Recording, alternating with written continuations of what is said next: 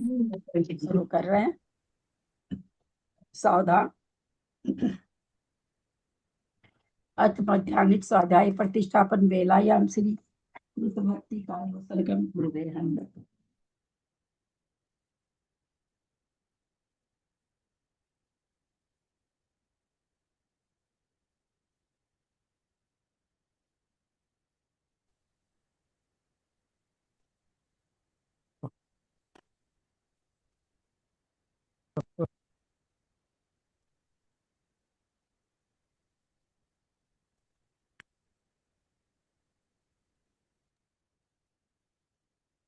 आशीर्वाद हो ना।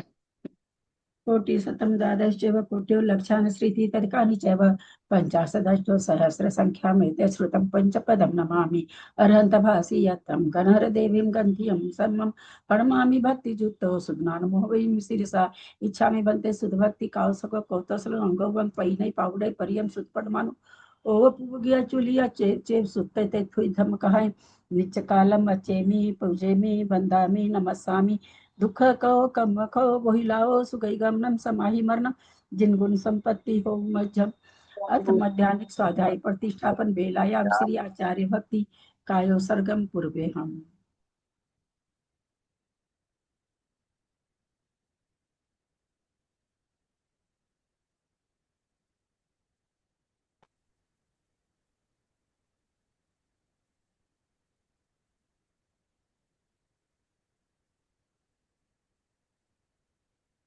सुरत जल्दी पारगेभ्य स्वपरमत विभावना पटुमतिभ्य सुचरितनिधिभ्यो नमो गुरुभ्य गुण गुरुभ्य छत्तीस गुण सम्मगे पंचभ्याचार करण संद्री से शिष्यानुग्रह कुशले धम्मार्य सदा वंदे गुरु भक्ति संग में नय तरंती संसार सायरम घोरम छिन्नन्ति अठकमम जमन मरणन पावंती ये नित्यम व्रत मंत्र होम निरता ध्यानाग्निहोत्राकुला सटकर्माभिरता सपोधन धना साधु क्रिया साधव शील प्रवरणा गुण प्रहणाश्चंद्रार्क तेजोदिका मोक्ष द्वार कपाट पाटन बटा प्रीणन्तु मां साधव गुरुवा पांतु नो नित्यम ज्ञान दर्शन नायक चारित्राण गंभीरा मोक्ष मार्गोपदेश कहा इच्छा में बनते आर्य भक्ति कौसगो कौतसलु सम्राण समदन संचारी जुत्तान पंच बियाचारण आयरियानम आयरादि सुदरानो वदेश्यानम वज्यानम तीरेन गुण पालनर्यानम सवसावनम नित्यकालम अच्छेमी पुच्छेमी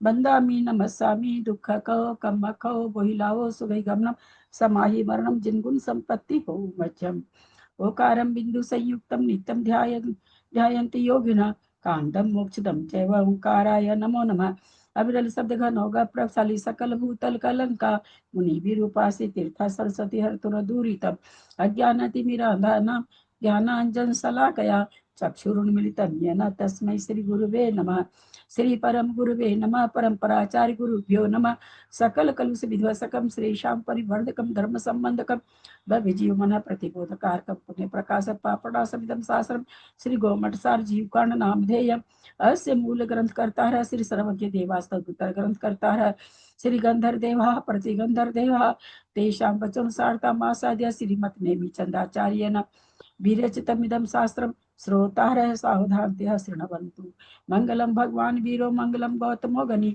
मंगलम कुंद कुंदाद्यो जैन धर्मोस्तु मंगलम सर्वमंगल मांगल्यम सर्वकल्याणकारकम प्रधानम सर्वधर्माणां जैनम जयतु शासनम जैनम जयतु शासनम जैनम जयतु शासनम सरस्वती नमस्तुभ्यं वरदे कामरूपिणी विद्यारंभं करिष्यामि सिद्धिर्भवतु मे सदा। बोलो द्वादशांग जिलवानी माता की जय। परम मांगलिक गोमठ सार जी जीवकांत जी की जय। आचार्य भगवत श्री नेमीचंद आचार्य की जय। पंडित प्रवर श्री रत्नचंद मुक्ताहार जी की जय। अढ़ाई दीप में विराजमान सभी आचार्य उपाध्याय सर्व साधु के चरणों में नमोस्तु नमोस्तु नमोस्तु। सभी आरिका माता जी के चरणों में ग्रुप में विराजमान रत्नमती माता जी के चरणों में बंदामी बंदामी बंदामी। सभी छुल्लक छुल्लिका एलक के चरणों में इच्छामी इच्छामी इच्छामी। सभी प्रतिमाधारी के चरणों में ग्रुप में विराजमान प्रतिमाधारी के चरणों में वंदना वंदना वंदना। ग्रुप में विराजमान पूज्य बाबू जी और भी जो पूज्य जन हो सबका सादर चरण स्पर्श सभी से सादर जय जी। हम लोग परम मांगलिक ग्रंथ गोमठ सार जी जीव काम जी का स्वाध्याय कर रहे हैं जिसको आचार्य भगवंत नेमिचंदाचार्य ने गाथा रूप में लिखा है। और इसके अंदर उन्होंने प्रतिज्ञा की है, जीवस्य परुवनम वोचम, यानी जीव की परूपणाओं को कहेंगे, जो कि आचार्य हमें बताए हैं कि परूपणा 20 है। सबसे पहले गुण स्थान, जीव समास, पर्याप्ति, प्राण संज्ञा के 5, उसके बाद 14 मार्गना है, गति, इंद्रिय, काय, योग, वेद, कषाय, संयम, दर्शन, लेशा, भव्यत्व, सम्यक, संज्ञा और आहार, और 20वीं परूपणा उपयोग है। इस तरह से 20 परूपणा का इसमें कथन किया जाएगा। सर्वप्रथम आचार्य ने 14 गुण स्थान में होने वाले जो 5 जीव के सतत परिणाम होते हैं, 5 तरह के भाव होते हैं, उसके बारे में बताया, कौन से गुण स्थान में कौन कौन सा भाव पाया जाता है। और उसके बाद पहली परूपणा गुण स्थान परूपणा चल रही है, उसमें हम सिद्ध परमेष्ठी तक आ चुके हैं। सिद्धम शुद्धम पणमीय जिनिंद वर्णेमि चंदमकलंकम गुणरयन भूषणुदयम जीवस्य परुवणम वोच्छम। गाथा चल रही है 68। अठबीय कर्म बियला सीधि बुधा निरंजना निचा, अठ गुणा किद कीचा लोय गणी वासिनो सिद्धा। तो थोड़ा सा हम लोग इसका पढ़ लिए थे, लेकिन सिद्ध परमेष्ठी का इसलिए वापस से शुरू से ले रहे, पेज नंबर 112, ऊपर से ले रहे गाथार्थ। जो 8 प्रकार के कर्मों से रहित है, अत्यंत शांतिमय है, निरंजन है, नित्य है, 8 गुणों से युक्त है, कृत कृत्य हैं और लोक के अग्रभाग पर निवास करते हैं, वे सिद्ध भगवान हैं। लोक के अग्रभाग पर, लोक के अग्रभाग पर क्या चीज है, रचना में क्या है, लोक के रचना में लोक के अग्रभाग पर क्या है, 8वीं पृथ्वी है, ईसत प्रागभार, अथवा क्या है, सिद्ध सिद्ध। बहना मेरी रोज बात हो रही है, नहीं बोले नहीं बोले नहीं बोले। लोक के अग्रभाग पर क्या है,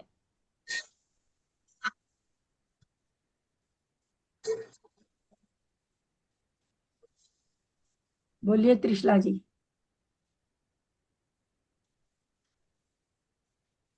सिद्ध भूमि है। लोक के अग्र, चलिए बोलिए उषा जी, लोक के भाग पर क्या है, सिद्ध भगवान विराजमान। सिद्ध भगवान के बारे में तो बताने ही जा रहे हैं ना। लोक के, जब लोक की बात कर रही थी, यानी जो जड़ वस्तु की बात रही, क्या चीज है लोक के अग्रभाग पर, तनुवाद बने। तनुवात वलय, बहुत सुंदर उत्तर, तनुवात वलय। लोक के अंत में या लोक के शिखर पर क्या है, सबसे शिखर मतलब सबसे ऊंचे, और सबसे ऊंचे पर क्या है, तनुवात वलय है।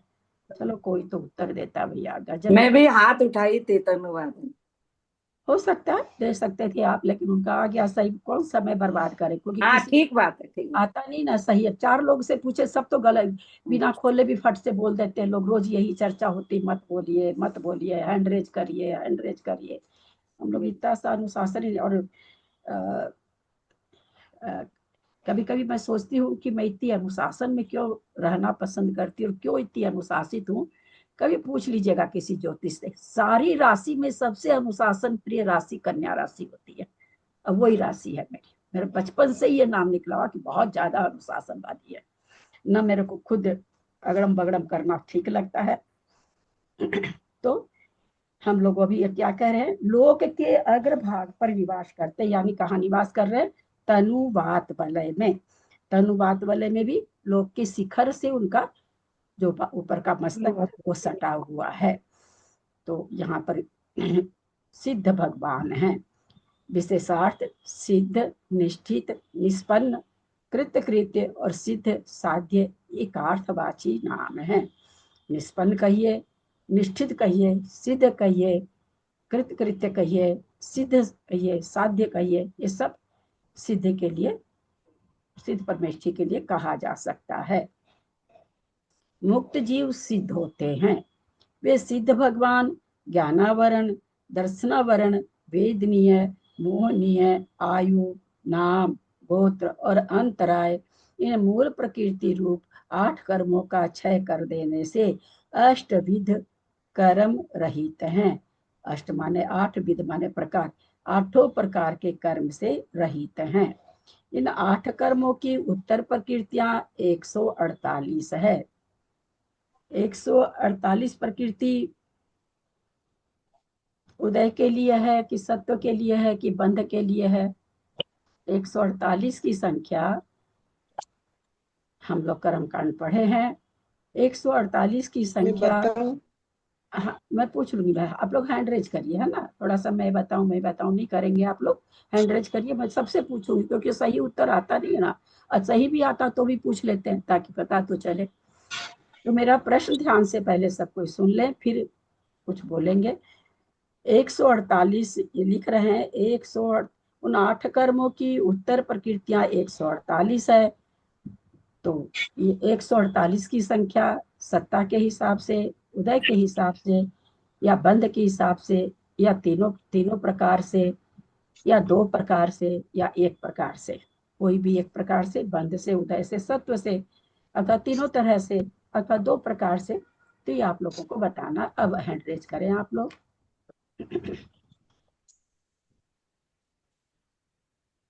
हाँ, उषा जन बांसवाड़ा। जी 148 प्रकृतियों का सत्व है। 148 प्रकृति का सत्व है। बोलिए ललिता जी। 148 की सत्ता है। बोलिए वीणा जी। 148 की सत्ता है, सबके लिए 148। अनीता बोलो। अनीता। 148 की सत्ता है। उषा जी बेंगलोर। सत्ता में 148 सत्ता है। तो फिर 120, 122 ये सब क्या है? ये बंद उदय है। बंद होता है, बहुत अच्छा। तो यहाँ सत्व की बात है। तो दीदी एक 148। मिनट पूछूं मैं दीदी? हाँ, हाँ दीदी, ये जो लिखा है ना सिद्ध, निष्ठित, निष्पन्न, तो निष्ठित यानी क्या लेंगे दीदी? निश्चित मतलब उसमें निश्चित निश्चित हो गए, स्थिर हो हाँ गए, हाँ शुद्ध ठीक रूप है, वही मुझे लगा, पर मैंने कहा एक बार आपसे पूछ लो, मुझे बहुत समझ में अच्छा, नहीं आया। सिद्ध जी स्वरूप दीदी, में निश्चित हो गए हैं, स्थित हो गए। हाँ प्रणाम दीदी। उत्तरोत्तर प्रकृतियां असंख्यात हैं, अविभाग प्रतिच्छेदों की अपेक्षा अनंत हैं। कैसे हो गई उत्तरोत्तर प्रकृति असंख्यात? कैसे हो गई 148 से असंख्यात कैसे हो गई?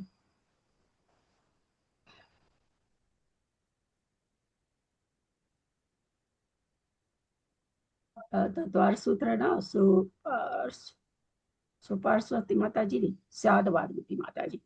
मैं उस समय कुछ नहीं जानती थी, तब की बात बताऊंगी। तो वो नहीं जानने के कारण कुछ भी जानने को मिलता तो वो प्रिंट हो जाता है दिमाग में। वहां मैंने सबसे पहले पढ़ा था तत्वार सूत्र की टीका थी उनकी, धर्म कर्म 2 प्रकार से, क्या नाम है सो, क्या, घातिया कर्म, अघातिया कर्म, कर्म 4 प्रकार से, प्रकृति स्थिति अनुभाग आदि से, कर्म 8 प्रकार के, कर्म 120 प्रकार के, कर्म 122 प्रकार के, कर्म 148 प्रकार के, कर्म असंख्यात प्रकार के। मैंने उस समय उनका कोई आज से 22-25 वर्ष पहले ही घुसे ही थे हम, उस समय मैंने उसमें पढ़ा था। और आप लोग तो और पहले से पढ़े हुए होंगे। असंख्यात कैसे? मैंने देखा नहीं कोई हाथ।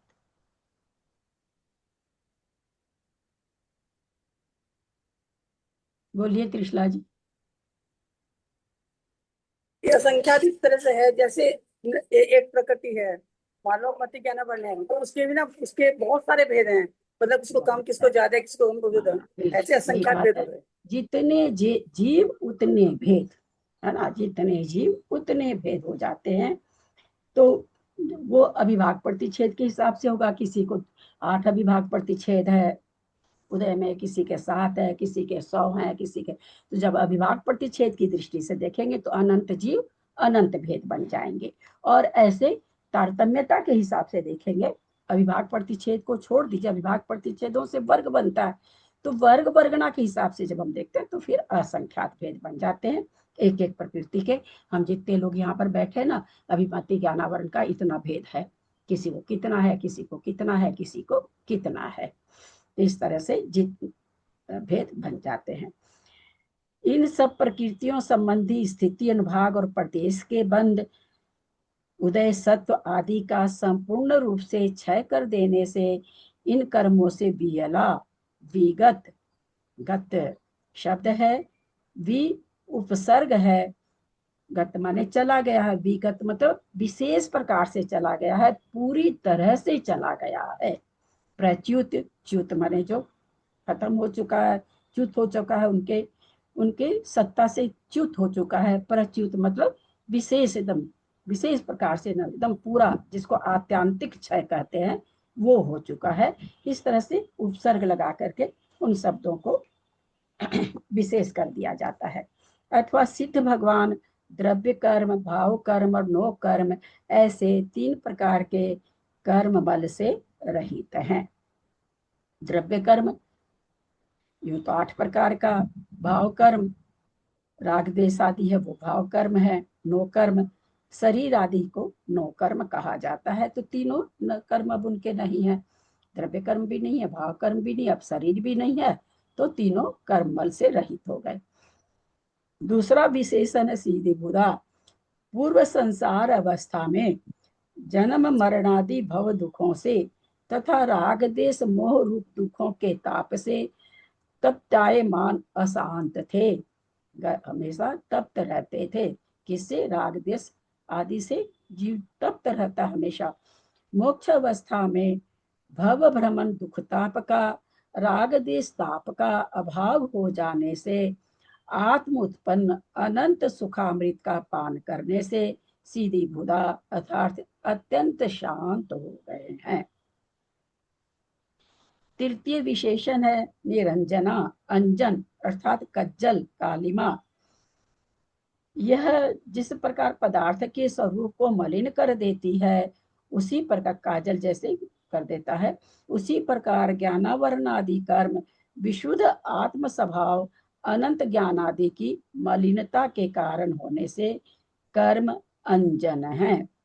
इन कर्मों को निष्क्रांत कर देने से सिद्ध भगवान निरंजन है।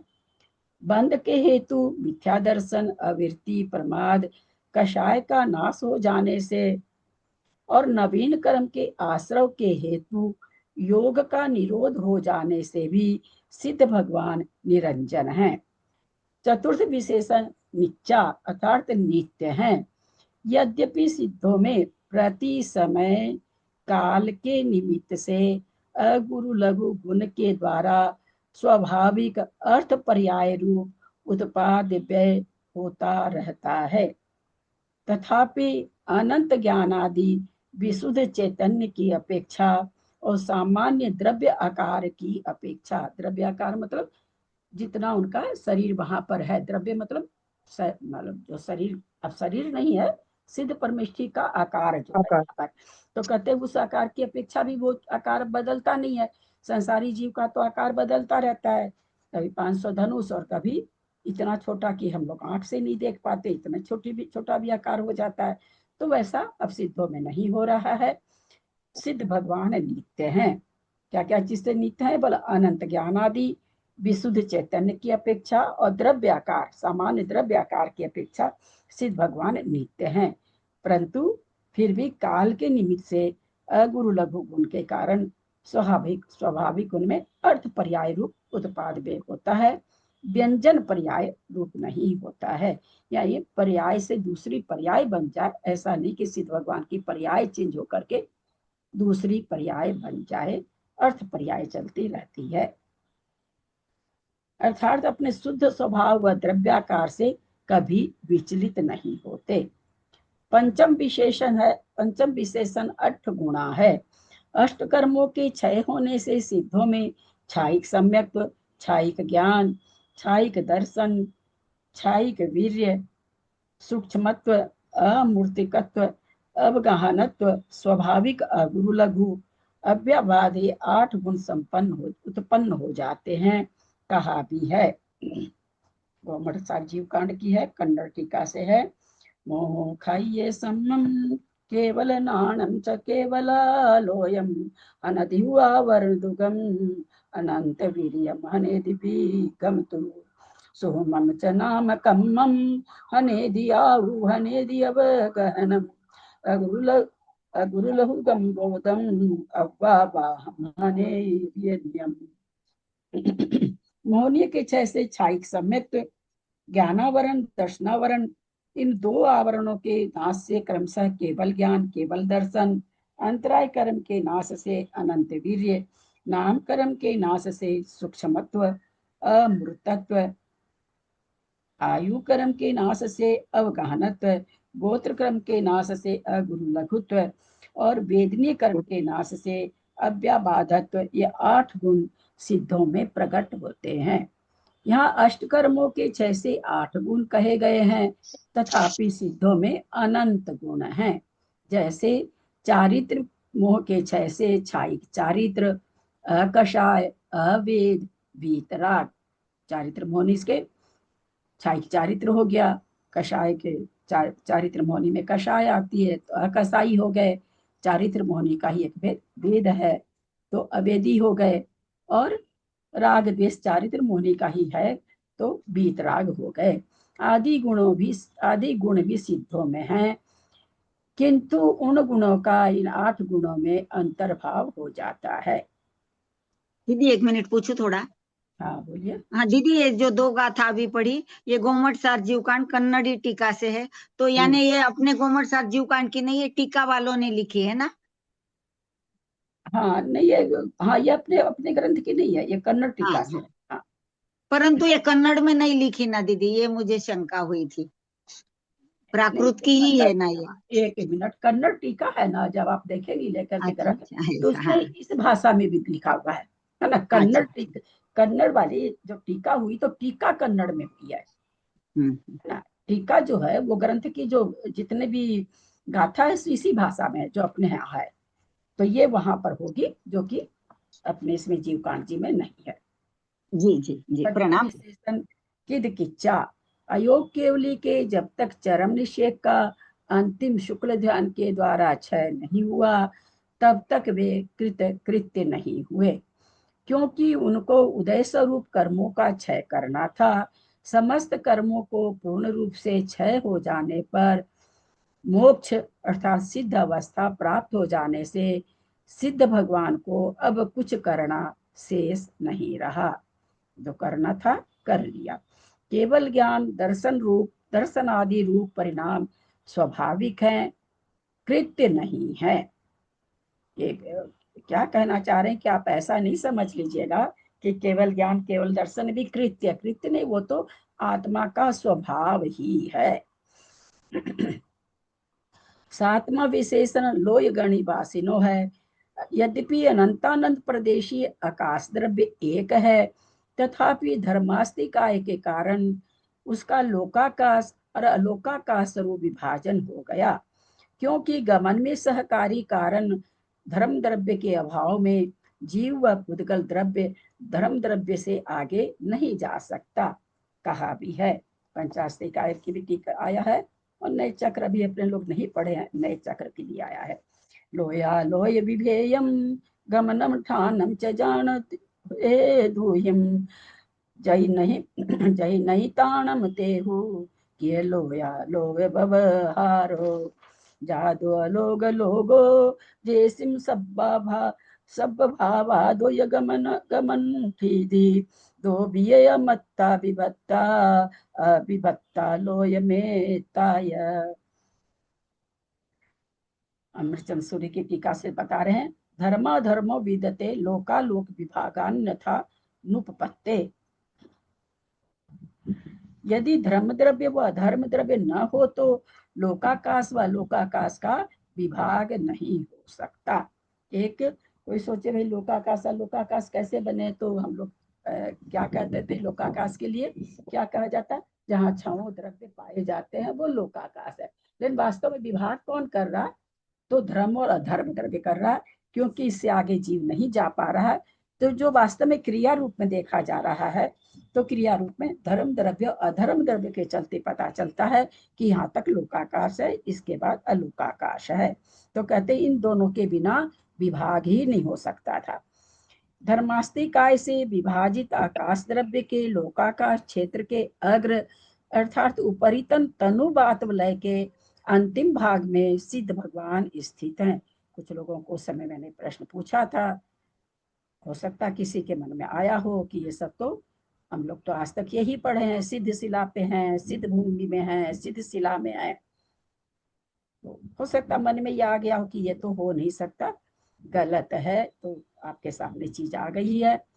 यद्यपि आत्मा का ऊर्ध्वगन स्वभाव है, अनंत वीर्य है, तथापि वह सहकारी कारण धर्मास्तिकाय की अपेक्षा रखता है।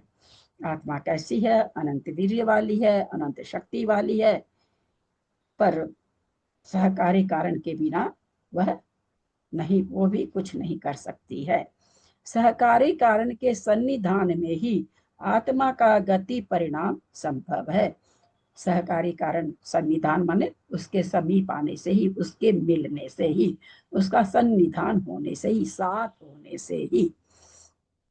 गति में कारणभूत धर्मास्तिकाय के अभाव में तनुवात वलय से आगे सिद्ध भगवान का गमन नहीं होता, अतः वह लोक के ऊपर तनुवात वलय में स्थित हो जाते हैं।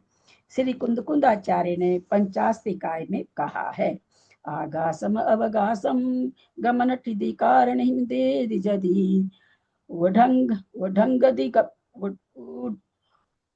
उढंगदि पन्न उढंगदिपधाना सिद्धा चिट्ठन्ति कीद तत्थ जम्मा वरीठाणम सिद्धानम जिनवरे पन्नत्तम तम्मा गमन ठानम आयासे जाननथि दी।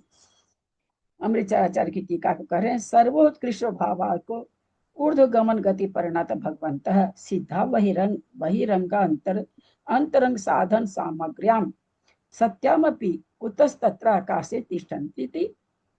क्यों वहां पर रुक जाते हैं?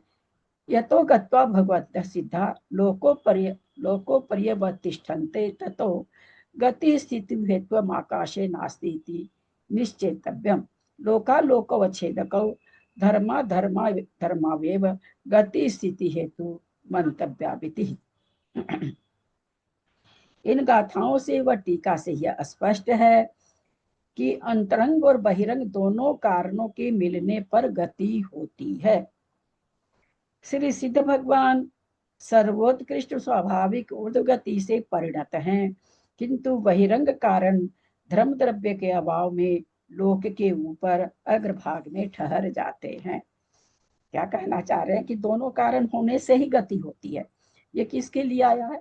इस संसारी जीव के लिए आया है। मेरे को अब जाना है, मंदिर जाना है, ये भाव आए तो हम चलने लगते हैं, तो धर्म द्रव्य हमको सहकारी हो जाता है, ये हम लोग के हिसाब से। पर वहां तो कहते सिद्ध भगवान का तो सर्वोत्कृष्ट स्वभाव ही है ऊर्ध्व गति में जाने का। वहां वो कोई मन में भाव नहीं लाए, उनकी आत्मा में कोई ऐसा परिणाम नहीं आया कि अब मेरे कर्म खत्म हो गए, अब हमको ऊपर जाके बैठना है, ऐसा उनमें नहीं आया है। तो इसलिए उनके क्या नाम है सो ये जो स्वाभाविक अंतरंग कारण है वह स्वाभाविक है, किंतु बहिरंग कारण धर्म द्रव्य के अभाव में लोक के ऊपर अग्रभाग में ठहर जाते हैं, क्योंकि उसके आगे गमन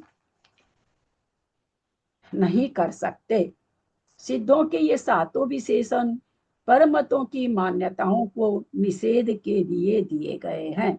जो सात दिए हैं सिद्ध सात विशेषण जो गाथा में आया है, अठवीय कमबेला सीधी बुधा निरंजना, तो कहते हैं इससे हम पर मत का खंडन करने के लिए 7 प्रकार के ये 2 जगह ऐसे अलग अलग लिखे हैं। एक जगह लिखे तनुवात वलय में जाकर ठहर जाते हैं, और एक बार लिखा है कि लोक के अग्रभाग में। तो क्या समझे इससे? लोक का अग्रभाग वही है ना, लोक का अग्रभाग जैसे हमारा अग्रभाग क्या है, हमारा मस्तक है ना। हाँ। और सूक्ष्म में जाएंगे तो कहेंगे बाल है, हमारा शरीर का अग्रभाग क्या है, ये बाल है। हाँ।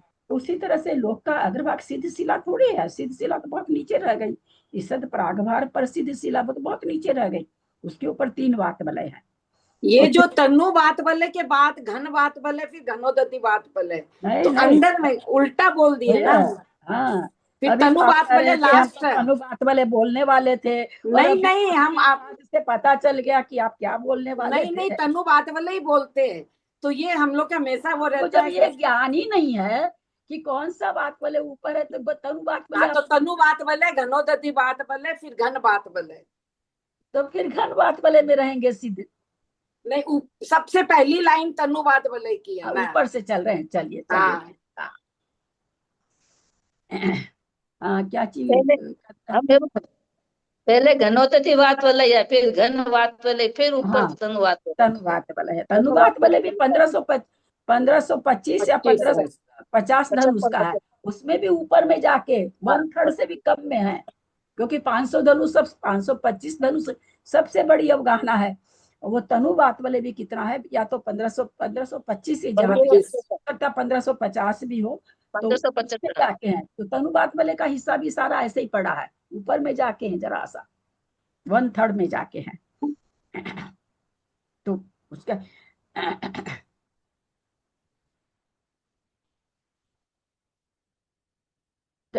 आप देरी से ज्वाइन करें क्या मुझे पता नहीं, इसलिए मैंने सबसे कविता जी को बोल रही हूँ।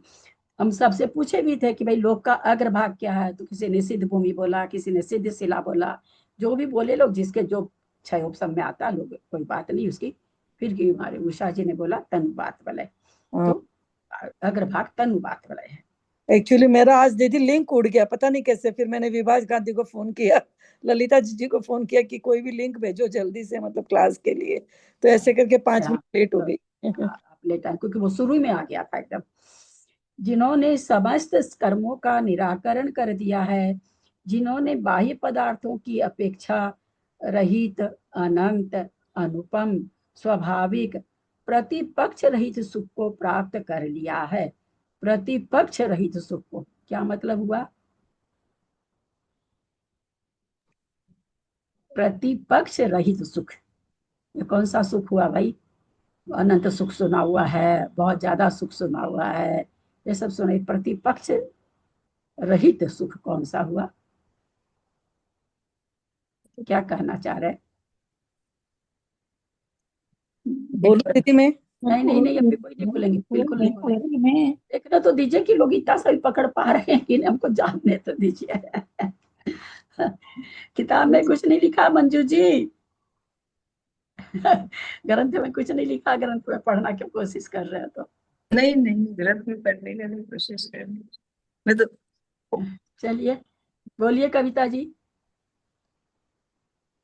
मतलब हाईएस्ट वाला सुख है, उसका प्रतिपक्षी कोई है ही नहीं, उससे रहित है। अरे यार, मैं तो पूछ रही हूँ इसका मतलब क्या? आप लोग शब्दार्थ क्यों बताने लग जाते हो?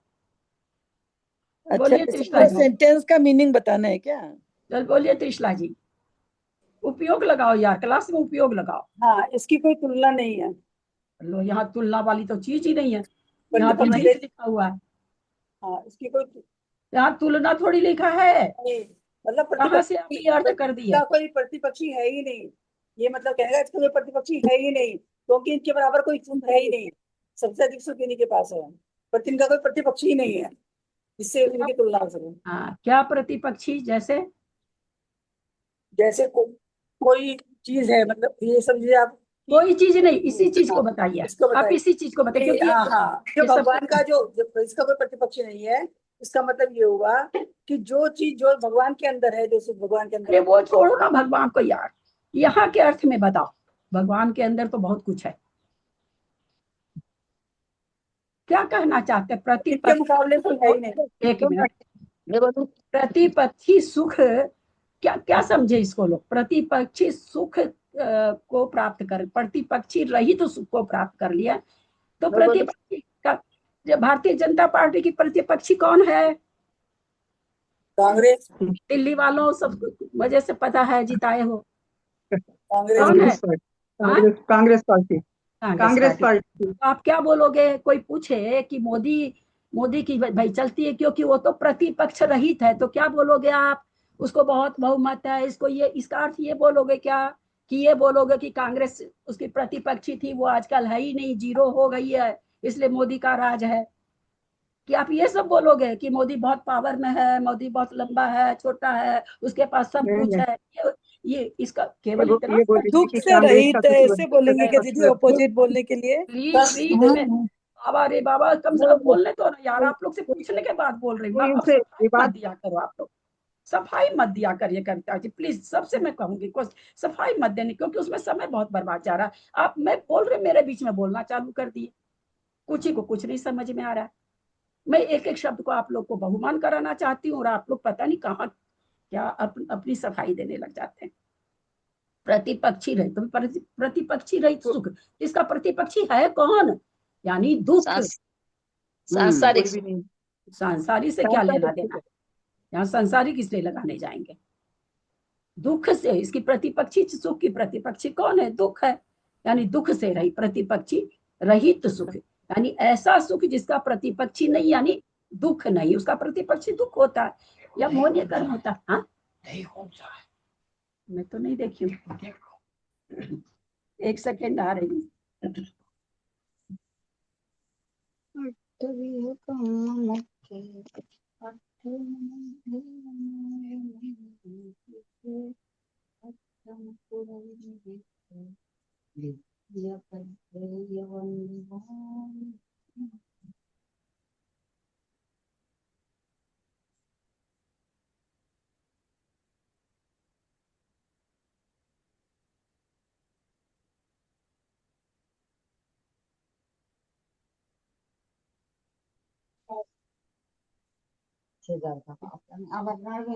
यहाँ पर जिन्होंने लिखा प्रतिपक्ष रहित, यानी किसका प्रतिपक्ष? प्रतिपक्ष रहित सुख। 544 सीट, जो भी सीट हो, मान लीजिए 544 सीट है लोकसभा में, सारी की सारी मिल जाए मोदी को, तो क्या कहा जाएगा? प्रतिपक्ष रहित हो गया, पूरा कैबिनेट मोदी मोदी हो गया, तो प्रतिपक्ष रहित हो गया। तो सिद्धों को सुख कैसा है? जो दुख से सहित नहीं है, कि कभी दुख हुआ कभी सुख, उससे रहित हो गया। दुख होता मोहनीय कर्म से, वो उसका सेकंड कारण है। यहाँ पर प्रतिपक्ष रहित सुख को, मतलब कोई अगेंस्ट में नहीं खड़ा हुआ उसके, यानी ये कह रहे हैं कि भाई जो कैसा सुख इनका, संसार का सुख कैसा है? दुख और सुख प्रतिपक्ष सहित है हम लोग का सुख, इनका प्रतिपक्ष रहित है, यानी इनको किसी भी प्रकार का दुख नहीं है, ऐसे सुख को प्राप्त कर लिया, प्रतिपक्ष रहित सुख को प्राप्त कर लिया है। जो निर्लेप है, अचल स्वरूप को प्राप्त है, संपूर्ण अवगुणों से रहित है, सर्व गुणों के निधान है, जिनका स्वदेह अर्थात आत्मा का आकार चरम शरीर से कुछ न्यून है, जो कोश से निकले हुए बाण के भी निशंग और लोक के अग्रभाग में निवास करते हैं, वे सिद्ध हैं। कैसे हैं?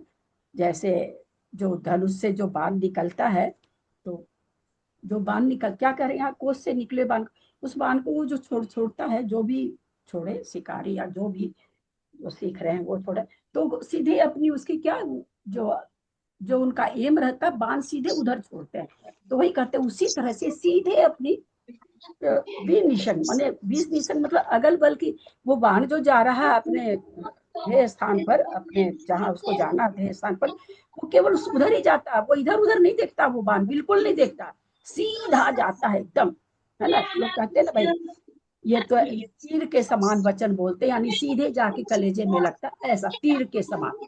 म्यूट कर ले कोई भाई। मेरा तो गला फट जाता पढ़ाने में, और लोग बंद नहीं करना जानते अपने को। शालिनी दीदी आपका शायद म्यूट करना है, आप म्यूट कर लेंगे शालिनी दीदी प्लीज। मेरा म्यूट है। कोष से निकले हुए बाण के भी निशन, निशन मतलब किसी का भी इधर उधर का कोई संग नहीं करता, भी निशन, भी और लगा दिया। एक बार टीवी का साउंड कम करो ना। शालिनी गंगवार जी म्यूट हो जाइए। शालिनी दीदी आप म्यूट कर लेंगे प्लीज। शालिनी दीदी आपका ही खुला है दीदी।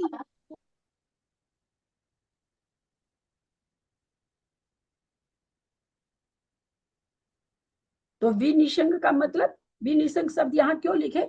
कहते जैसे वो बाण जिस दिशा में फेंका जाता है धनुष से निकाल करके, तो एकदम अपनी सीधी दिशा में जाता है। ऐसा नहीं होता वो बीच में ऐसे तिरछा हो गया, बीच में इधर ऐसे हो गया, ऐसा नहीं। वी यहाँ पर वी भी यहाँ पर उपसर्ग है। बी से लगा कर एकदम बिल्कुल विशेष रूप से एकदम निशंग होकर के वो सीधे तीर के जैसे ही अपने ध्येय स्थान पर, अपने जहां पर उनको ऊपर जाना है वहां जाते हैं। तो कहते हैं कोष से निकले हुए बाण के विनिसंग हैं और लोक के अग्रभाग पर निवास करते हैं, वे सिद्ध हैं।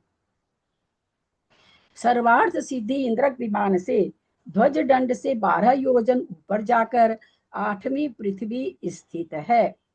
8वीं पृथ्वी के ऊपर 7000 धनुष ऊपर जाकर सिद्धों का आवास है। 4000 धनुष का घनोदधि बात बलय, 2000 धनुष का घन बात बलय 75 है। देखिए 75 बोलते बोलते मेरे एकदम बात दिमाग में आ रहा था कि 75 है, ना 25 है, ना 50 है, याद नहीं रहता है। 1575 धनुष में से 525 धनुष प्रमाण सिद्धों की अवगाहना घटाने पर 1575 माइनस 525 1050 धनुष वात वलय। इस प्रकार 4000, 2000, 1050, 7050 धनुष ऊपर जाकर सिद्ध भगवान का निवास है।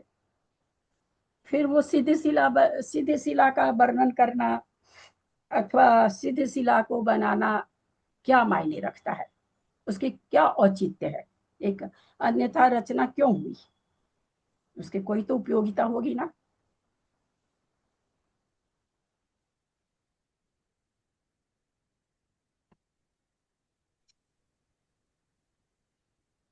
बाकी हमें बताई नहीं अभी तक कि हम यह कह के हम आप लोग पढ़ा चुके हैं। सीधे सब कोई लोग का आकार जानते हैं, सब कुछ जानते हैं, क्यों फिर वो सीधी शिला बताने की बनाने की छत्राकार है, वो कोई कहते हैं उल्टा छत्ता के समान है, कोई कहता है सीधे खुला हुआ छत्ता के समान आता है ना। दो तरह की मान्यता आती है, एक तो कहते हैं कि छाता को खोल दो उल्टा कर दो वैसा आकार है, कोई कहते हैं छाता को खोल के सीधा रखो, दोनों तरह की मान्यता मिलती है। तो उसका बनाने का क्या मतलब? ठीक है, तनुबात वाले में चले गए, क्या लेना देना बताइए, तो कौन बताएंगे?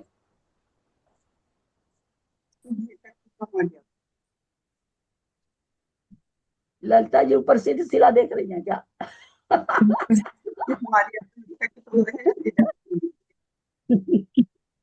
दीदी वहां तक वो लोक का आधार है, उसके बाद में बात वलय आ गया सिद्ध शिला तक।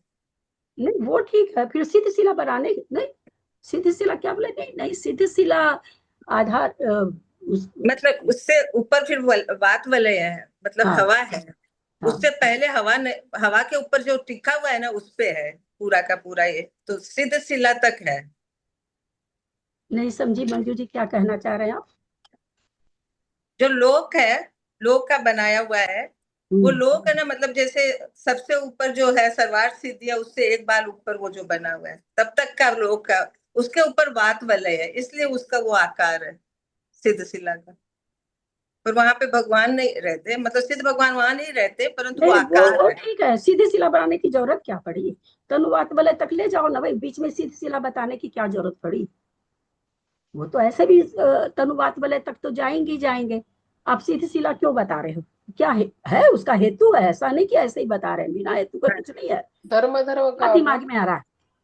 नहीं थोड़ा सा मैथमेटिक्स लगाइए।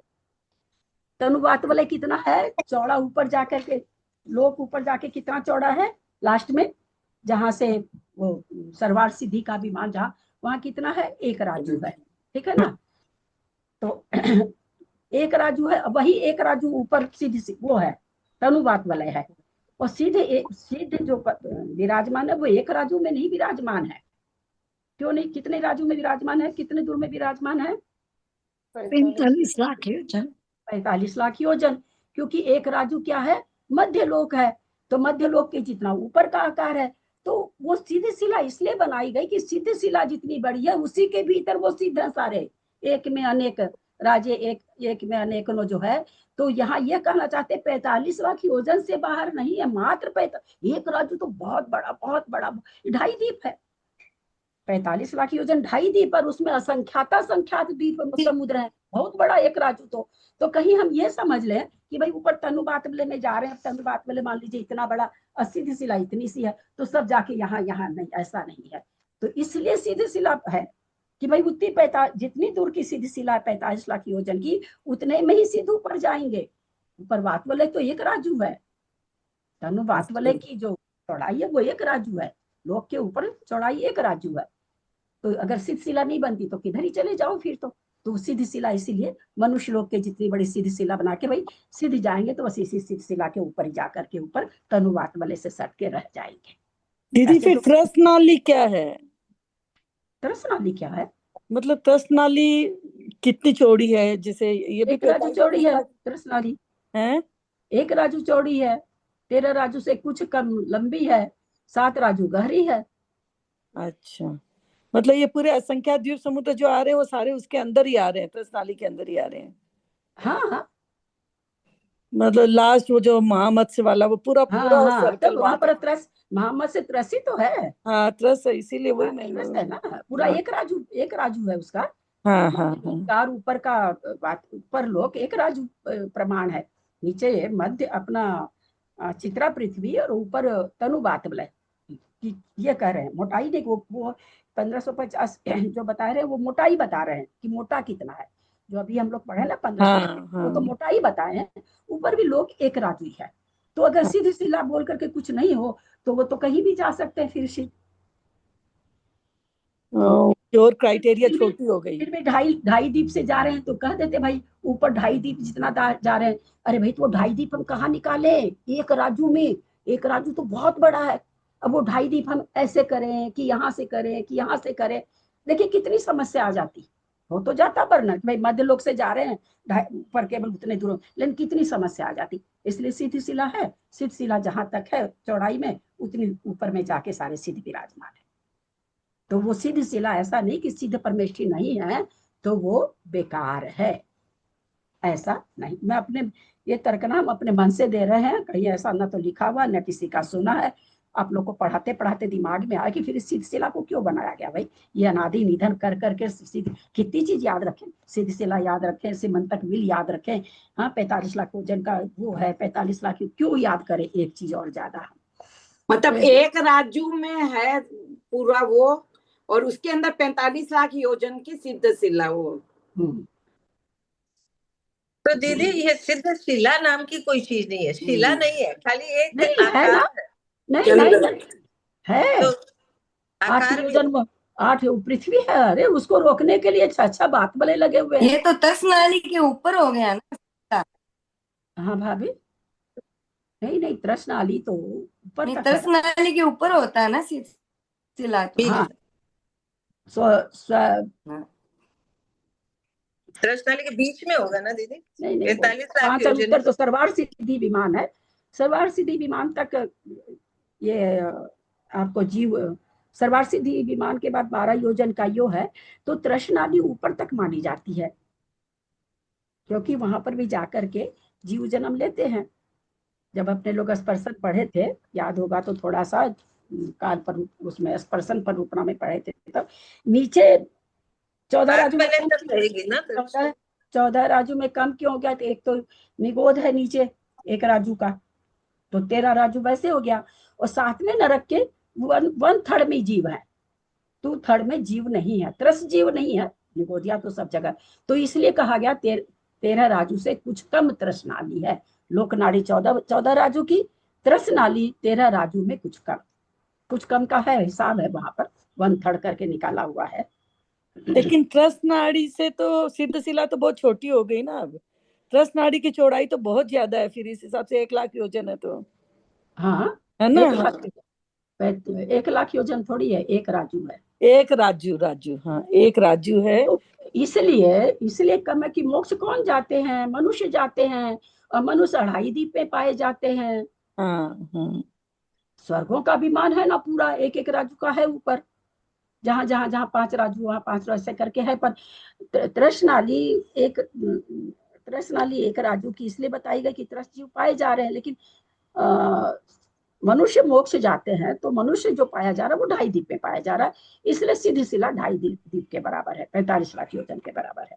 हाँ ठीक है, अब एकदम क्लियर हुआ आज। वो लवन समुद्र से जा रहे हैं, आप लोग सब कोई पहले तो किए ही होंगे ना, अब ना ये इतनी विधान निकल गए, उनका उनका उनका कितना सार नहीं, सार हम नहीं जानते।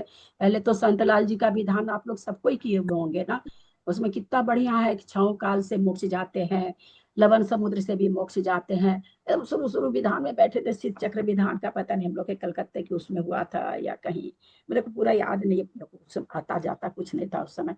मैं उस समय जब पढ़ी थी मैं, हाँ बोलते लोग भरत क्षेत्र से जाता, सुनी सुनाई बात, ये कह रहे हैं लवन से भी जाता है, कालोदधी सागर से भी जाता है, भाई ये कैसे जा रहे, समुद्र से कैसे जा रहे, वहां सारा वर्णन आया बहुत अच्छा, तो क्यों जाते हैं, अपहरण की विशेष से, है ना, कोई जीव देव आते हैं, मुनि महाराज ध्यान लगा रखे, ले जाके समुद्र में पटक देते हैं, तो लवन सागर से केवल ज्ञान हो गया, कालोदधी सागर में पटक देते हैं तो वहां से केवल ज्ञान हो गया।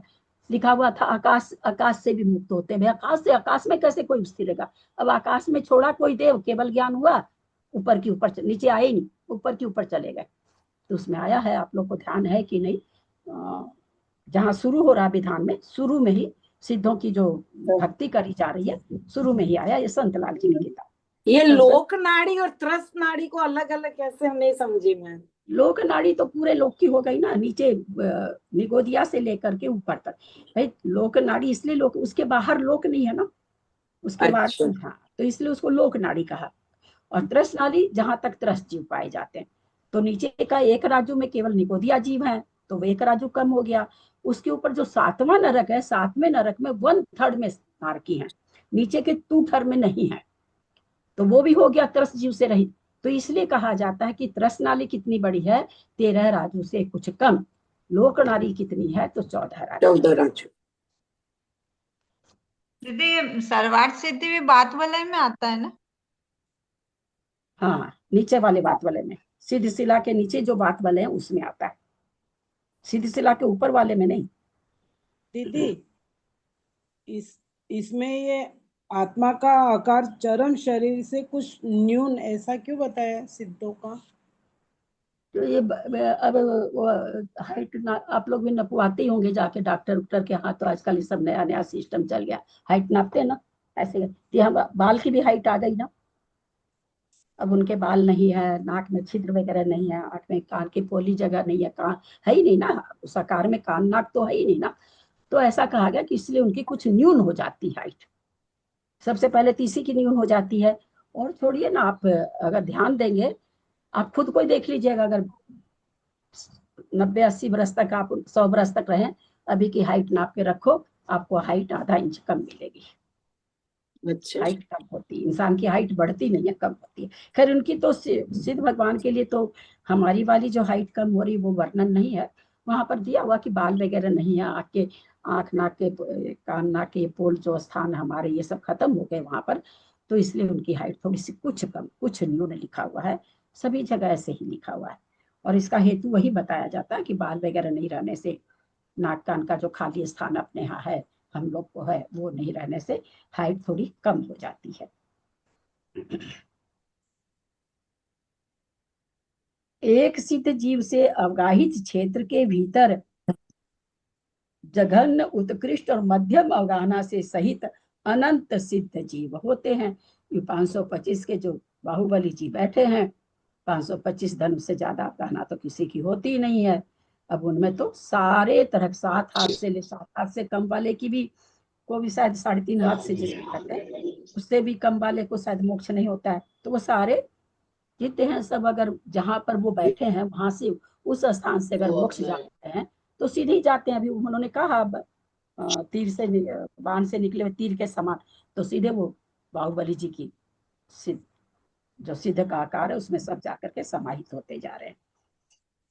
मनुष्य लोक 2.5 दीप प्रमाण स्थित तनुवात वाली चीज जो हम आप लोग को बता रहे थे, वो चीज यहाँ आ गई है।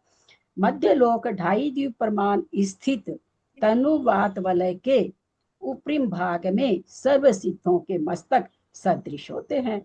वही कहे ना, क्या वो तनुवात वलय तो है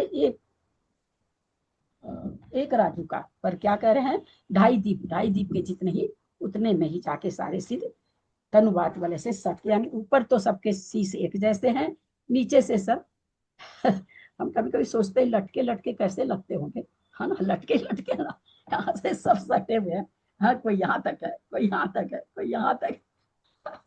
कैसा लगता होगा। गाथा के अंत में सिद्ध पद है, वे सिद्ध अंजन सिद्ध, पादुका सिद्ध, गुटिका सिद्ध, दिग्विजय सिद्ध, खड़ग सिद्ध, अरे आदि लौकिक सिद्धों से विलक्षण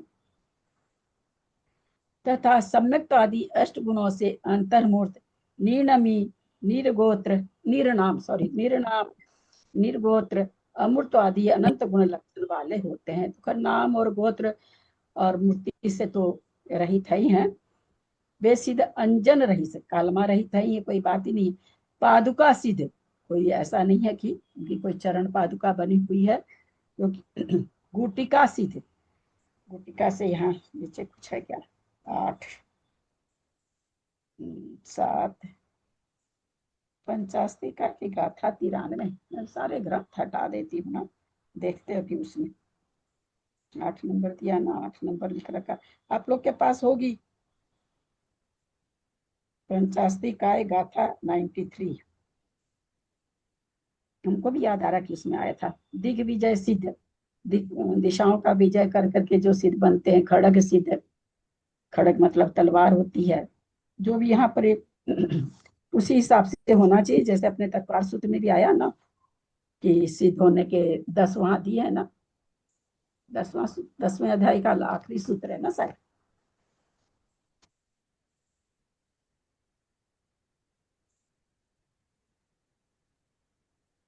शुरू से कुछ याद नहीं आता है। क्षेत्र काल गति लिंग, क्षेत्र से मतलब सिद्धों में कैसे कैसे भेद हो सकता है, कोई अलग अलग क्षेत्र से, अलग अलग काल से, तो काल तो चौथे काल से होता, फिर अलग काल कैसे लिख दिया। सब तत्पर सूत्र के मास्टर बैठे हो, बहुत बहुत क्षेत्र तो समझ में आ गया, कोई रावत क्षेत्र से हो रहा है, अभी हम लोगों ने समझा कि कोई समुद्र से हो रहा है। काल से तो चौथे काल से सब होते हैं। चौथे काल में पंचम काल में होते हैं ना। आज भी नहीं आ रही है। हाँ हाँ माता जी, हाँ आवाज को नहीं आ रही माता जी, कट रही है। हाँ बोलो माता जी। चौथे काल में माता जी आवाज थोड़ा नहीं, सो आवाज नहीं आ रही माता जी की। वीडियो ऑफ करना पड़ेगा। इनसे सिद्ध हो गए ना। अरे भाई मत बोलो आप, मैं तो माता जी की आवाज सुन के फिर चुप रह गई, अभी वही बोलने वाली थी कि मत बोलिए ऐसे, जब तक देखी कि माता जी बोल रही है तो फिर मैं चुप हो गई जल्दी से। आप लोग को क्यों नहीं नॉलेज हो पाता इतना सा। हमको भी नहीं बोलना चाहिए विषय में। नहीं बोलो आपको तो माता जी। नहीं माता जी, नहीं नहीं सॉरी सॉरी माता जी, बिल्कुल आपकी तरफ देखते तो हम एकदम तुरंत बीच में ही चुप हो गए हम, क्योंकि मैं समझ नहीं पाई कि आप बोल रहे हैं तुरंत। मैंने सेंटेंस ही नहीं पूरा किया माता जी, नहीं नहीं ऐसी बात नहीं बोली माता नहीं, जी। चौथे काल में जन्मे वे पंचम काल में सिद्ध होते हैं ना। नहीं वो तो अभी माता जी हुंडा व सरपणी के कारण हुआ, हुंडा और सरपणी। हुंडा सरपणी काल के ना। हाँ हुंडा और सरपणी काल के दोष के कारण हुआ ये चीज, हमेशा नहीं होता है। असंख्यात उत्सर्पणी, अभी म्यूट करो ना उषा जी, आपके यहाँ से आवाज आ रही है क्या बांसवाड़ा, आप लोग स्वयं देख लिया करिए, दोनों उषा का खुला और उनके यहाँ से आवाज आ रही है। हुंडा और सरपणी के दोष से माता जी लिखा हुआ है ऐसा कि असंख्यात उत्सर्पणी और सरपणी काल के बीतने पर एक हुंडा और सरपणी काल आता है, जिसमें अनेक घटनाएं होती है, तीर्थंकर को पुत्री होना, चक्रवर्ती का मान भंग होना, तीसरे काल में मोक्ष हो जाना, पंचम काल में भी मोक्ष होना, पंचम काल में भी मोक्ष हुआ है, तीसरे काल में भी हुआ है। तो यहाँ उस काल की बात नहीं है, क्योंकि खाली हुंडा और सरपणी का कथन नहीं किया गया है ना, ये तो सभी काल के लिए कथन किया जा रहा है। जो सिद्धांत होते हैं वो सभी समय के लिए होते हैं। तो काल में भेद होने, सिद्धों में भेद होने के कारण यहाँ बता रहे हैं कि भाई क्षेत्र से भेद हो जाता है, काल से भेद हो जाता है। काल से कैसे भेद होगा घटाइए तो।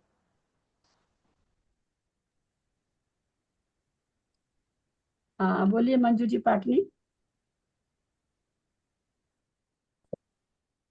कोई विदेश क्षेत्र में जन्मा है, लेकिन कोई उठा के यदि उसको इधर लाके पटक देता है, वहां से पहला काल दूसरा काल चल रहा है, पांचवा छठा चल रहा है, कोई बैरी विदेश क्षेत्र में तो हमेशा मोक्ष परंपरा है, वहां से उठा के लाके भारतवर्ष में पकड़, मतलब अपने पर भरत क्षेत्र में पटक दिया, एरावत क्षेत्र में पटक दिया। तो इसलिए 6 काल से उसी में माता जी वह जो शुरू में, उसका नाम हमको याद नहीं आ रहा, इतनी मोटी सी किताब है वो, उसमें शुरू में 1.5 पेज की ये है, हाँ, प्रशस्ति जैसे लिखी हुई है। उस 1.5 पेज में कितने सिद्धांत लिखे हुए हैं सिद्धों के कि हम आपको क्या बताएं, उसी में ये चीज लिखी हुई है, वहीं से मैं तो जानी। तो इस तरह से काल में भी भेद हो जाता। तो यहाँ पर ये तो खैर अपने लोग द्रव्य क्षेत्र नहीं, सॉरी, क्षेत्र क्या है, क्षेत्र काल गति से काल ये से काल में वो नहीं लेंगे क्या, 6 महीना 8 समय में मोक्ष जाते 608 जीव, तो उससे अलग अलग वैसे हो गए, ऐसे नहीं बोल सकते क्या इसको? गति से उसमें तो ललिता जी ऐसा है कि मैंने जो पढ़ा मैं बता रही हूँ, बाकी आप लोग जो बोल रहे हैं या तो आपको किसी से हो सकता है ये भी ठीक हो, मैं नहीं जानती, मैं गलत नहीं कह सकती, पर मैंने जो पढ़ा वो मैं बता दी। और मैं अन्नु पन्नु ग्रंथ पढ़ती नहीं हूँ, मैं अच्छे ग्रंथ का ही सोची बताती हूँ। तो ये क्या आंसर हुआ इसका, विदेश क्षेत्र में कोई जन्मा हुआ? हाँ, हम समझे नहीं, इसका आप आंसर बताइए।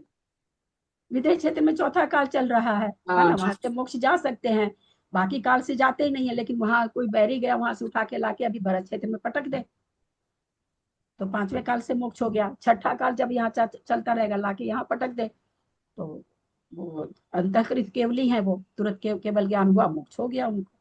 अच्छा, वहां पर लिखा हुआ है 6 काल से मोक्ष हो सकता है, और 2.5 दीप में सभी क्षेत्र से मोक्ष हो सकता है। ऐसी पूरा दोहा बना हुआ, हिंदी में नहीं लिखा हुआ, दोहा बना, प्रशस्ति या कुछ है उसमें लिखी हुई, ऐसे बहुत अच्छी वो। उस समय तो दिमाग ही नहीं, आप पता नहीं अब वो सब पुस्तक है भी कि नहीं है, राम जाने, अब तो बहुत तरह की पुस्तक निकल गई ना। फिर गति तो मनुष्य गति से ही मोक्ष होती है। फिर गति क्यों लिखे? इसलिए लिखे कि नरक गति से आके हो रहा है कि स्वर्ग से आके हो रहा है या त्रियंज से आके हो रहा है, किस गति से? मोक्ष तो मनुष्य गति से होगा, पर क्या घटाएंगे भाई, किस गति से आया था ये जीव, किस गति से आकर के इसकी लिंग से, स्त्रीलिंग से हो रहा है। वैसे तो वेद रहित को होता है, परंतु जिस लिंग से 9वें गुण स्थान में प्रवेश करता है उससे मोक्ष कहा जाता है। तो कोई नपुंसक लिंग से कर रहा है, कोई स्त्रीलिंग से कर रहा है, कोई पुरुष से कर रहा है। तीर्थ कोई महावीर भगवान के तीर्थ से कर रहा है, ऐसे दीप ध्वनि के हिसाब से अथवा क्षेत्र के हिसाब से भी ले लेते हैं, क्योंकि शत्रुंजय से कर रहा है, कोई समेत शिखर जी से कर रहा है, कोई हस्तिनापुर से कर रहा है। दोनों चीज वहां घटाई हुई थी जहां तक मुझे याद आता है। कोई चारित्र से कर रहा है, कोई सामायिक छेदोपस्थापना से ही खाली कर ले रहा है, और फिर सूक्ष्म संप्राय यानी परिहार विशुद्धि नहीं हो रही है इसको, किसी को परिहार विशुद्धि भी हो रही है। तो इस तरह से कोई परिहार विशुद्धि से भी कर रहा है, कोई बिना परिहार विशुद्धि के कर रहा है। प्रत्येक बुध, बोधित बुध, प्रत्येक बुध, जिसको कोई ऐसे भी केवल ज्ञान को प्राप्त कर रहे हैं, मुक्त हो रहे हैं, जिन्होंने किसी से ज्ञान ही नहीं प्राप्त किया, स्वयं में ही अपने ही ज्ञान से ज्ञानी होकर के और श्रेणी चढ़ के और दीक्षा लेके श्रेणी चढ़ करके मुक्त हो गए। कोई बोधित बुध है, जिनको बोधन किया गया, संबोधन किया गया, ऐसे जीव संबोधन के बल पर मुनि बने फिर मोक्ष गए, तो ऐसा बोधित बुध हुआ। ज्ञान अवगाहना अंतर, और कोई मति ज्ञान श्रुति ज्ञान के बाद केवल ज्ञान कर लिया, कोई मति ज्ञान श्रुति ज्ञान अवधि ज्ञान के बाद केवल ज्ञान करा, कोई मति ज्ञान श्रुति ज्ञान अवधि ज्ञान माना पर के बाद ज्ञान करा। तो अगर सिद्धों में किसी को अंतर, या क्या करना चाहता है सिद्धों में, अगर किसी को सिद्धों में भी अंतर बताओ, तो वहां तो सब एक जैसे ही हैं, वहां कोई अंतर नहीं है, लेकिन तुम यहाँ की अपेक्षा घटा सकते हो कि भाई ये तो 4 ज्ञान के धारी थे, ये 3 ज्ञान के धारी थे, ये तो परिहार विशुद्धि वाले मुनिराज थे। तो इस तरह का ये इनका तो भावलिंग पुरुष वेद से था, ऐसा इस हिसाब से आप घटा सकते हो। वहां तो सब एक जैसे हैं, तो सिद्धों में कोई भेद करना चाहे कि नहीं, सिद्धों में भेद हमको करना ही है, तो इस तरह से किया जा सकता है, ऐसा इस सूत्र में बता रहे हैं। अवगाहना से 525 धनुष की अवगाहना भी है, और हमारे अंतिम तीर्थंकर की 7 अवगाहना भी है शायद। संख्या अल्प बहुत और कहते हैं संख्या के हिसाब से, संख्या किसी, कोई 5 मुनि एक साथ जा रहे हैं, कोई 2 मुनि एक साथ जा रहे हैं, कोई अकेला ही जा रहा है ना। 108 जीव ज्यादा से ज्यादा जा सकते हैं। तो क्या भाई, ये तो ये जो सिद्ध बने 108 एक साथ बने हैं, ये जो सिद्ध बने थे ये अकेले ही सिद्ध बने थे। तो इस तरह से संख्या के हिसाब से और अल्प बहुत के हिसाब से कहते साध्या, साधन करने योग्य है, ध्यान योग्य है। बीच में तत्वार सूत्र और पढ़ा दिया।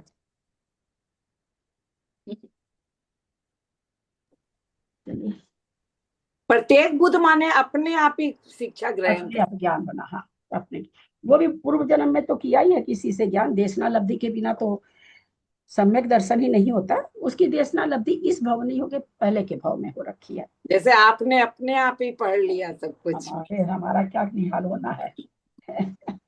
दीदी स्वयं बुद्ध और प्रत्येक बुद्ध में क्या डिफरेंस हुआ फिर? हाँ दीदी, संख्या और अल्प बहुत, संख्या भी तो वही है, कम ज्यादा। बहुत अच्छा, संख्या में संख्या बता, बहुत बहुत अच्छा प्रश्न। संख्या में संख्या हुई कि भाई केवल ज्ञान में झलक रहा कि ये जो सिद्ध हुए हैं 5 के साथ हुए अकेले। अल्प बहुत इस काल में जो ये हुए भाई, जो संख्या दी हुई है ना 608 की। हाँ, तो उस तरह से अल्प बहुत, पहले समय में तो 7 जीव मोक्ष गए थे, अभी जो जीव जा रहे हैं वो 9 जा रहे हैं। तो ये अल्प बहुत का कथन हो जाएगा, या अभी ज्यादा गए उसके बाद कम गए, तो अल्प बहुत का कथन हो जाएगा। महावीर भगवान के तीर्थ काल में इतने गए थे, आदिनाथ भगवान के काल में इतने गए। तो ये जो बताना होगा, संख्या बतानी होगी, ये वो संख्या एक साथ मुक्त होने की है। ये संख्या तुलना करने की है कि 2 तीर्थ से अगर मुक्त हो रहे हैं तो उसमें जैसे अपने लोग कहते हैं ना, वो अर्घ चढ़ाते हैं, समय शिखर जी का अर्घ चढ़ाते तो आता ना 99 करोड़ 99, ऐसे अलग अलग आ रहा है ना, अलग। तो ये क्या कहलाएगा? अल्प बहुत कहलाएगा, कि सारी टोकों का अल्प बहुत है ना, कि आपस में टोकों का अल्प बहुत हमको निकालना है। तो भाई किस टोक से सबसे ज्यादा गए, उससे कम किस टोक से गए, उससे कम किस टोक से गए। तो जब हम ऐसे किसी चीज का वर्णन करेंगे तो अल्प बहुत कहलाएगा। ठीक है दीदी, वैसे स्वयं सिद्ध और प्रत्येक सिद्ध दोनों में क्या डिफरेंस हुआ? क्या चीज? आप बोले ना स्वयं सिद्ध और प्रत्येक स्वयं बुद्ध, स्वयं बुद्ध, प्रत्येक बुद्ध। हाँ, प्रत्येक बुद्ध, इनमें क्या डिफरेंस हुआ दोनों में? प्रत्येक बुद्ध स्वयं बुद्ध नहीं है, प्रत्येक बुद्ध बोधित बुद्ध है। प्रत्येक बुद्ध को इस जिस भाव में मोक्ष जा रहा है उस समय देशना नहीं लेनी पड़ती, बिना देशना के उसका सारा चीज हो जाता है। तो उसके लिए कहा जाता है कि बिना देशना के तो केवल ये सम्यक दर्शन ही नहीं हो सकता, तो उसने पूर्व में देशना पाई होती है, पूर्व भाव में। दीदी, प्रत्येक बुद्ध में तीर्थंकर नहीं आते क्या? प्रत्येक बुद्ध मतलब तीर्थंकर नहीं हुए क्या? जैसे तीर्थंकर स्वयं बुद्ध, सॉरी, स्वयं बुद्ध में नहीं, प्रत्येक बुद्ध में आएंगे। प्रत्येक बुद्ध और बोधित बुद्ध, बोधित बुद्ध जिसको बोधन किया जाए, संबोधन किया जाए, ऐसा वहां पर आप लोग सर्वार्थ सिद्धि पढ़े तो थे, देखना पड़ेगा वहाँ। क्योंकि खाली एक मिनट मंजू जी, खाली तीर्थंकर नहीं लिख सकते ना, बहुत लोग हैं। बोधित बुद्ध बहुत, ये प्रत्येक बुद्ध बहुत लोग हैं। हम लोग पढ़ रहे हैं इतना आदि पुराण, हरिवंश पुराण, कहाँ दिखा रहा कि किसी से जाके कई जगह आ रहा ना, मुनिराज बने केवल ज्ञान हो गया, मुनिराज बने केवल ज्ञान, बहुत सारा। मुझे इतना याद नहीं रहता कि मैं नाम बता पाऊँ। तो ऐसा नहीं कि तीर्थंकर तो होते ही हैं प्रत्येक बुद्ध, पर उसके अलावा भी होते हैं। दीदी, स्वयं बुद्ध होते हैं ना, तो वो अपने आप होते हैं। प्रत्येक बुद्ध एक से स्वयं बुद्ध नाम नहीं आया, बोधित बुद्ध, प्रत्येक बुद्ध नाम आया है। तो आप मेरी समझ में प्रत्येक बुद्ध ही होना चाहिए अपने आप वाला, स्वयं बुद्ध बोल करके कोई शब्द नहीं आया मंजू जी। मैं आपके सामने तत्वार सूत्र निकाल के ना, मैं तो अपने से पढ़ी भी नहीं, देखे नहीं, जबकि याद है सारा, लेकिन गलत नहीं खोल के पढ़ी हूँ मैं। जीवकांड में भी है।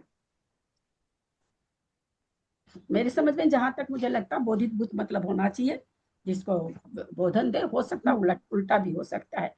शब्दार्थ से मेरे को लगता बोधित माने बोधन, संबोधन देने वाला, हो सकता है मैं गलत भी हूँ। आपने भाभी एक बात पूछूं? हाँ बोलिए। भाभी, जैसे एक टॉक में इतने मुनि मोक्ष गए और उसमें इतने उपवास का फल मिलता है, किसी में तो बहुत अधिक मुनि मोक्ष गए किसी टोंक से, पर उसमें उपवास का फल कम मिलता है, और किसी टोंक से मुनि बहुत कम गए और उसमें उपवास का फल ज्यादा मिलता है। इसका क्या लॉजिक है? इसका लॉजिक जिन्होंने टोंक बनाई है ना, उनसे पूछना पड़ेगा। मेरे पास सैद्धांतिक उत्तर तो हम दे सकते हैं अपने मन से भी थोड़ी सी देर के लिए लगा के, लेकिन इसमें हम नहीं बोल सकते कुछ भाई। और उतना हमको याद भी रहे तो हम क्या पता बोल भी दे। हो सकता है कोई टोंक किससे सबसे ज्यादा गए, हो सकता है जिस टोंक पे चढ़ने में बहुत मेहनत होती हो उसका वहाँ उपवास का फल ज्यादा मिलता हो। और मेरे को ऐसे बहुत, हालांकि टोंक का रोज चढ़ाते तो हैं हम, पर उतना नहीं कि हम झट से किसी टोंक को बोल ले, क्योंकि उतना टोंक पर हम दर्शन तो एक दो तीन बार गए मुश्किल से, तो उतना हमको याद भी नहीं है टोंक वगैरह। और झट से हम कोई एक टोंक नहीं बोल पाते हैं, वो लाइन से बोलते हैं तो बोल लेते हैं सारी, तो वो भी मुझे याद नहीं है। हो सकता है जो आप कह रहे हैं बीना जी, तो उस टोंक का ज्यादा फल हो जिसमें बहुत में चंद्र प्रभु से ज्यादा है क्या, उन्हीं की टोंक सबसे है। मेरा बेटा तो कहता है 24 भगवान में सबसे लड़ाई करके कहने लगता बोले सबसे लड़ाई हुई थी लगता है तीर्थंकर एक काल में होते ही नहीं, लड़ाई कहाँ करेंगे। दीदी हम लोग जब 64 रिद्धियों में जब बोलते हैं ना, तो एक बोलते हैं स्वयं सय बुद्धानम, ओम ह्रीम हरम नमो सय बुद्धानम, ओम ह्रीम हरम नमो पत्ते बुद्धानम। तो वहां पे हमने अर्थ ये समझा था कि स्वयं बुद्धानम मतलब स्वयं ही अपने बोधित्व किसी से मिले, और प्रत्येक पत्ते बुद्धानम में एक जना कोई बोधित किया था, और वो ही बुद्धानम ने मतलब बहुत सारे लोगों से उन्होंने बोधि प्राप्त किया। मतलब पत्ते मतलब एक से सुना था, ऐसे अर्थ करते समय मैंने एक बार सुना था कि नहीं, ना ना ना ना ना, ऐसा कुछ नहीं सुना है, अभी तक तो नहीं पढ़ा, कहीं भी नहीं पढ़ा। किन्होंने किया ये अर्थ? नहीं, एक बार मैं मतलब पूरे रिद्धि मंत्रों का अर्थ कर रही थी कि एक एक मंत्र का क्या क्या अर्थ होता है। तो आप कर रहे थे कि किसी ने किया, ये बताओ। किताब में शायद कहीं पे पढ़ के लिखा था, याद आ रहा है, पर नहीं तो ये सब चीज जब, हाँ बहुत अच्छा, ये सब चीज जब लिखती है ना, करने वाले का नाम लिखा करिए। ध्यान नहीं आ रहा, लिखा हुआ होगा दीदी कहीं पे, मैं देख के बताऊंगी बाद में। मैंने यही सोचा कि प्रत्येक मतलब एक जने से बुद्धित हुआ था, मतलब एक जने ने उपदेश दिया, और वो ये क्योंकि तत्वार सूत्र की टीका हम लोग सरवार सिद्धि पढ़े थे, हमको तो फिर भी मेरे पास तो है, आपने फिर भेज दी इसलिए मेरे पास है, नहीं तो थी नहीं, मैं तो सब दे दा के जगह नहीं होने से निकाल ही नहीं सकते। अभी मेरे को एक दो किताब की इतनी जरूरत पड़ रही है, महाराज जी लोग का फोन आता रहता है, ग्रंथ नहीं रहने से ऐसा हाथ बंध जाता है, और फिर वो उधर से कितना भी बोले समझ में नहीं आता जब तक ग्रंथ नहीं सामने। लेकिन रखने की जगह, और रख भी देते हैं तो निकालने की जगह नहीं, निकाल ही नहीं पाते, उतने हाथ में ताकत ही नहीं कि इतने ग्रंथ के ऊपर से ऐसे ग्रंथ निकाल ले, छोड़ ही देते हैं फिर हम। मैं फिर से सरवार सिद्धि भी देख लूंगी अगर समय मिला तो मेरे को। नहीं, ये रिद्धि मंत्र में है ना, उसमें भी है पत्ते, मतलब एक बार ही बोधित किया, उनको एक बार ही संबोधन दिया और वो बन गए, और वो अपने आप ही बन गए, और इन कई को बहुत बार संबोधन किया तब वो बने। स्वयं बुद्धानम का तो मतलब वही निकलेगा, स्वयं से बोधित होना। पर तत्वार सूत्र में प्रत्येक बुद्ध और बोधित बुद्ध है, तो वहां अर्थ बोधित बुद्ध का मतलब होगा जिसने बोधन दिया है। नहीं, प्रत्येक बुद्ध के बाद में बोहि बुद्धानम एक और है, तीसरा और है। हाँ तो होगा, तो फिर आप बोहि बुद्धानम हो गया ना, बोधित बुद्ध मतलब बहुत जनों के द्वारा संबोधित होके फिर वो। अच्छा, इनका मंजू जी का कहना है कि कहीं किसी ने लिखा है बोहि बुद्धानम, मैंने बहुत लोग बोधित किए, वो बोधित तब जाके बने। हाँ, तब बने। तब तो फिर तत्वार सूत्र में इसका मतलब स्वयं बुद्ध का वर्णन ही नहीं है इस हिसाब से, तो ये चीज तो नहीं बैठेगा, ये चीज नहीं बैठेगा।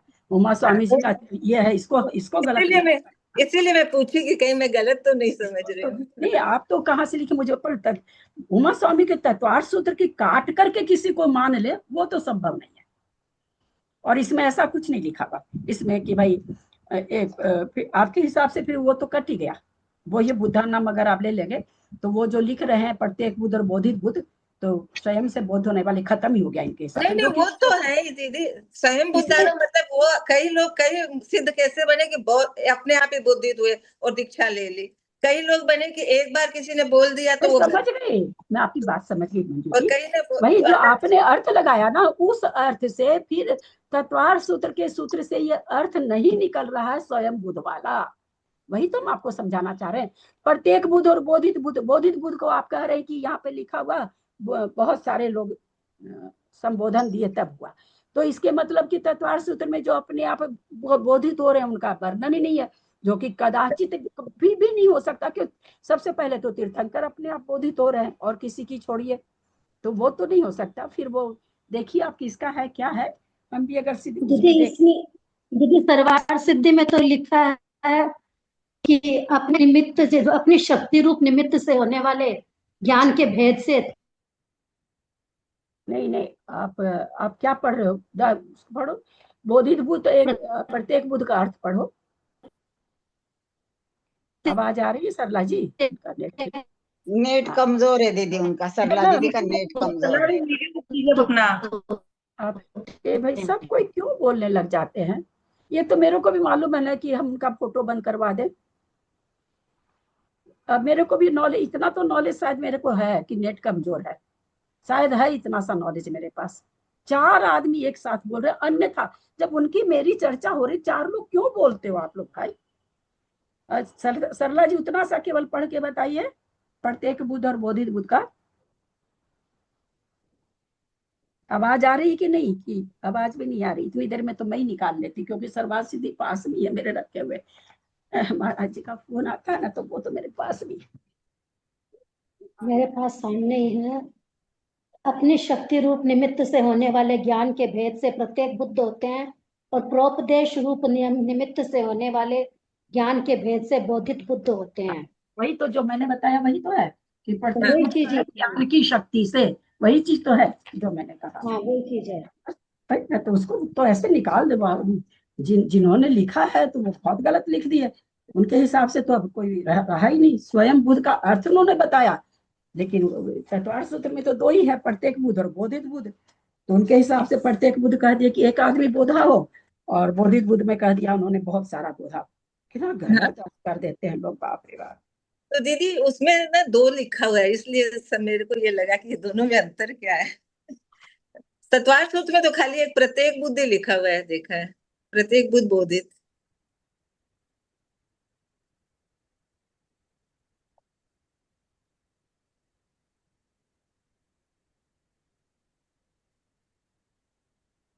अंतर तो हम आप लोग को बताया नहीं, अंतर भी आया इसमें।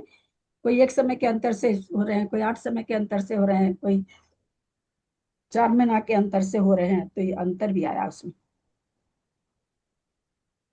कहाँ है ज्ञान? ये रहा, प्रत्येक बुध बोधित बुध, अपनी शक्ति रूप निमित्त से होने वाले ज्ञान के भेद से प्रत्येक बुध। हमने ये कहा था ना कि अपने से जो ये हो जाए वो प्रत्येक बुध, और परोपदेश के निमित्त होने से ज्ञान के भेद से बोधित बुध। यहाँ कोई 1 बार और 2 बार नहीं लिखा हुआ है। वो अलग है, 64 रिद्धि का अर्घ बनाया है, तो उसमें उन्होंने उस तरह का कर दिया होगा, वो एक अलग चीज हो जाएगी। पर अगर उस अर्थ को आप तत्वार सूत्र पे लागू करोगे तो उमा स्वामी गलत हो जाएंगे।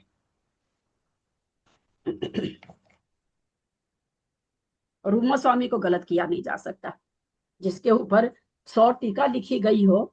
ये अद्भुत ग्रंथ है तत्वार सूत्र, जिस पर सबसे ज्यादा टीका लिखी गई है। कम से कम 100 टीका लिखी गई है। गंधहस्ती वगैरह जो भी हम लोग को प्राप्य नहीं है, कोई तो कहता है कि लंदन के म्यूजियम में है, वो भी इसके ऊपर लिखी गई है। ये तो अनोखा चीज है, इसलिए इसको तो गलत कर नहीं सकते मंजू जी। वो उनको 64 रिद्धि बनानी है तो भले कुछ भी लिखो, पर वो अर्थ यहाँ मत अप्लाई करिएगा आप। अक्षर मात्रा पदवाक्य ही न माया प्रमादयाति किंचन उक्तम। नहीं करते समय हो ही जाता है।